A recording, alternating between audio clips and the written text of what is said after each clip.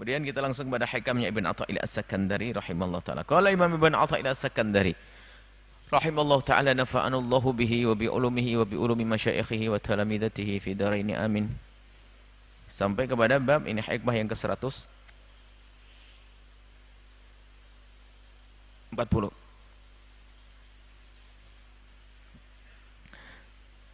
Al-mu'minu, seorang mukmin idza mudiha, seorang mukmin itu jika disanjung,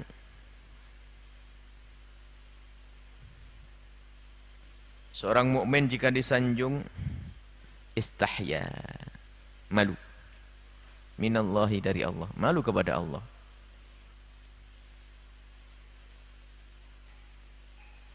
Ayuthna alaihi, malu kepada Allah jika disanjung biwasfin, dengan satu sifat kebaikan, la yashhaduhu bin nafsi, yang ia sadar kalau itu bukan dari dirinya sendiri. Ia menyaksikan kalau itu bukan dari dirinya sendiri, tapi dari Allah kan semuanya. Nah, al-mu'min, Ibn Atha'illah menyifati dengan istilah mu'min, orang murni iman. Kali urusannya dengan beriman, bukan kalau kemarin orang biasa saja semua. Ini beriman, punya iman, keyakinan, keyakinan kepada Allah. Yakin betul kepada Allah, yakin kepada tentang dirinya, mukmin billahi, beriman kepada Allah. Yang beriman kepada Allah dengan benar, dia akan segera kenal tentang dirinya sendiri. Yang iman kepada Allah dengan benar, dia sangat mengenal Allah. Karena hakikat iman adalah dia mengenal Allah. Semakin dia kuat di dalam mengenal Allah, semakin kuat imannya. Makanya kewajiban yang paling tinggi bagi kita adalah ma'rifatullah. Sehingga para kekasih Allah digelari dengan al-arifina billah, orang yang kenal Allah. Karena dia tahu Allah, imannya ke tingkat tinggi, ma'rifat. Nah, ada sebuah perkataan, bukan hadis, akan tapi maknanya benar. Man arafa nafsah waqad arafa rabbah. Kalau ada orang benar-benar mengenali dirinya, maka dia akan kenal Allah. Dirinya yang penuh dengan kelemahan, dirinya yang penuh dengan kekurangan, dirinya yang telah banyak kesalahan. Kapan dia menyadari tentang dirinya, dirinya adalah yang fakir, dirinya adalah yang lemah, maka spontan seharusnya, selagi dia mengenal dirinya yang lemah, artinya dia telah mengenal Allah, zat yang maha kuat. Di saat mengenali dirinya seorang yang fakir, maka yang ia secara otomatis dia mengenal Allah sebagai zat yang maha kaya. Memang begitu. Maksudnya fakir bagaimana sih? Fakir nggak punya apa-apa, yang punya hanya Allah lah ini. Menyadari makna ini penting, perlu diasah terus hati kita ini, bahwasanya Allah subhanahu wa ta'ala, Allah subhanahu wa ta'ala maha kuasa, dan kita maha lemah. Kita sangat lemah. Mengenali Allah, mengenali diri kita, itulah mukmin yang sejati. Orang beriman, iman yang kenal Allah dengan benar dan kenal dirinya dengan benar. Yang bahkan perkataan tadi sebagian yang mendahulukan, mana arafa rabbah faqad arafa nafsah.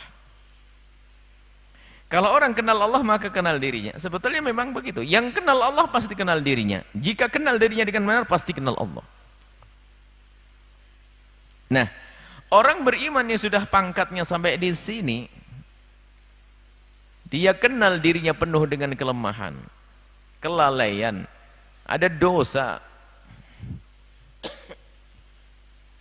Kenal Allah yang maha bagus, maha kuasa, maha memberi.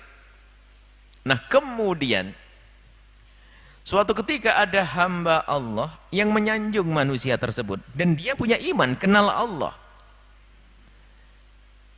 disanjung dengan kebaikannya, disanjung dengan kecerdasan yang ia miliki, yang Allah berikan kepadanya, disanjung dengan kebaikan yang pernah ia lakukan. Nah, Orang mukmin sejati di saat disanjung semacam itu, yang ada malu. Karena dia tahu betul yang pertama adalah kebaikan yang ada padanya ini adalah karunia dari Allah Subhanahu wa taala.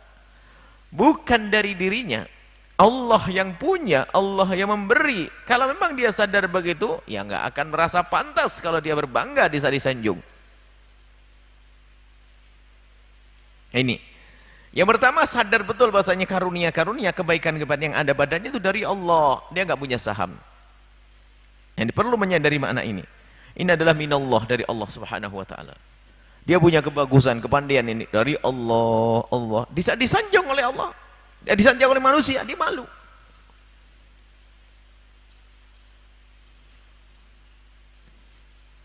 Karena tahu ini bukan milik kita. Urusan dengan manusia saja, kita juga geling lihat orang begitu. Pakai mobil pinjaman saja betentang-betenteng sombongnya kayak mobilnya sendiri. Mobilnya pinjaman padahal. Wah, action. Contoh dengan manusia. Padahal mobilnya pinjaman. Motornya pinjaman. Apapun pinjaman dia. Tapi kalau lagi di atasnya sudah kayak miliknya sendiri, action juga. Kapan berani action begitu? Di saat yang punya itu nggak tahu. Kalau punya nggak tahu, nggak mau dia. Coba, geli kita lihat kan begitu. Dan dia sendiri kalau sadar lihat sama yang punya. Ente mengapain betentang-betenteng itu? Mau mobil siapa itu? Ya, mobil bos nih. Maaf, begitu tahu dia. Ini dengan manusia begitu. Bagaimana dengan Allah Jalla Jalaluh? Kita disanjung oleh manusia dengan kebaikan yang kita lakukan, sementara kebaikan kita ini dari Allah.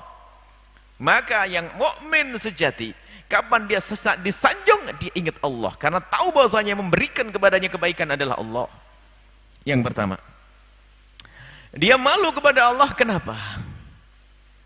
Dia akan malu kepada Allah Subhanahu wa taala dengan sanjungan. Manusia menyanjung, tapi Allah tahu kekuranganku. Yang pertama, menyadari bahwasanya kebaikan yang bisa ia lakukan adalah dari Allah. Yang kedua, dia akan semakin malu. Kenapa? Kejelekan yang telah ia lakukan Allah tutup di mata manusia.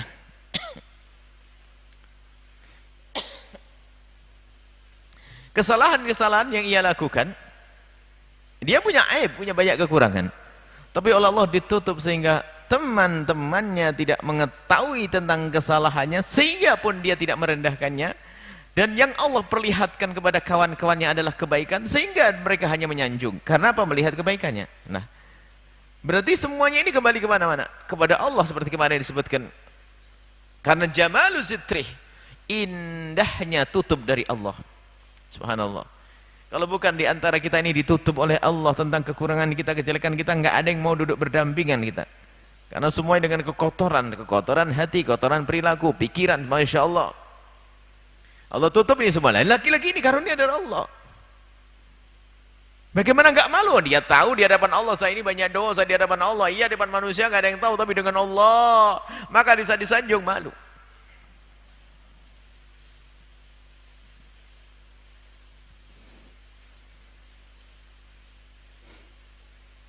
Orang punya koreng, yang tahu sahibnya, jangan sih tahu ya, badan saya ada korengnya. Iya, nggak ada tahu. Tiba-tiba ada rusaknya juga. Masya Allah, hah? Masya Allah, ajib, kulitmu bersih, baru begini. Nah, dia yang korengan disanjung oleh orang di samping temennya yang tahu kalau dia korengan. Betul lirik, nggak enak dia. Bagaimana kita disanjung oleh manusia, sementara Allah Jalla Jalaluh yang tahu tentang kekurangan kita, malu kepada Allah. Ini berlaku untuk siapa? Untuk al-mu'min, orang beriman. Bisa dibalik begini, Bu, tanda keimananmu itu adalah jika sudah mulai ada yang menyanjungmu dengan segala kebaikanmu, maka yang ada padamu rasa malu kepada Allah, karena engkau yakin, engkau tahu bahwasanya kebaikan yang kamu lakukan bukan dari dirimu sendiri, bukan ini. Wasin la yashhadu nafsu. Nah, ini tanda keimananmu adalah di saat ada orang menyanjungmu, yang ada dalam dirimu adalah rasa malu. Karena apa? yang ditampakkan oleh Allah hanya kebaikannya, Allah tutup kejelekannya. Tapi orang-orang yang imannya kropos, lihat, ya terlena, tertipu dia. Kapan disanjung sudah kayak dia punya semuanya. Oh ya, siapa dulu? Siapa dulu? Padahal itu bukan dari dirinya. Maka buah daripada keyakinan kita yang semacam ini, buahnya adalah apa? Tidak akan bisa sombong di antara kita. Tidak akan bisa sombong. Tidak akan bisa wilayah ujub. Akan terjaga. Makanya ilmu semacam ini ilmu penting sekali. Ilmu menata hati, ilmu membersihkan hati. Al-mu'min, sampai kita derajat mukmin yang sejati. Mukmin yang menyadari tentang dosa, kekurangan, sehingga kalau mau disanjung oleh manusia, dia biasa-biasa saja. Bahkan betul terasa malu di hadapan Allah. Kalau kemarin pembicaranya adalah bukan tentang sanjungan orang itu kepadamu itu karena apa sih? Kan gitu. Kalau sekarang tanda keimananmu adalah apa yang kau rasakan di saat mereka menyanjungmu. Ada perbedaan. Memang hikmah Ibn Athaillah Sakandari kadang terlihat mirip-mirip. Cuman biasanya semakin belakang buahnya. Kalau kemarin adalah orang menyanjungmu itu karena apa? Musik. Dan sekarang dirimu disanjung, gimana yang kau rasakan? Lah ini kalau memang imanmu benar untuk mengukur, maka di saat ada hamba-hamba Allah yang menyanjungmu, maka engkau merasa tidak nyaman, risih, geli, malu kepada Allah Subhanahu wa taala. Karena apa?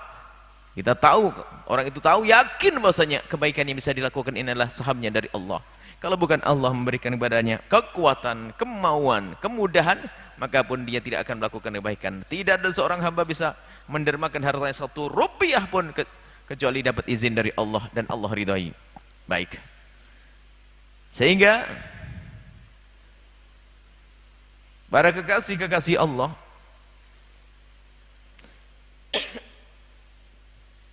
para kekasih-kekasih Allah, biarpun mereka sudah melakukan kebaikan, ternyata mereka masih menganggap itu kurang.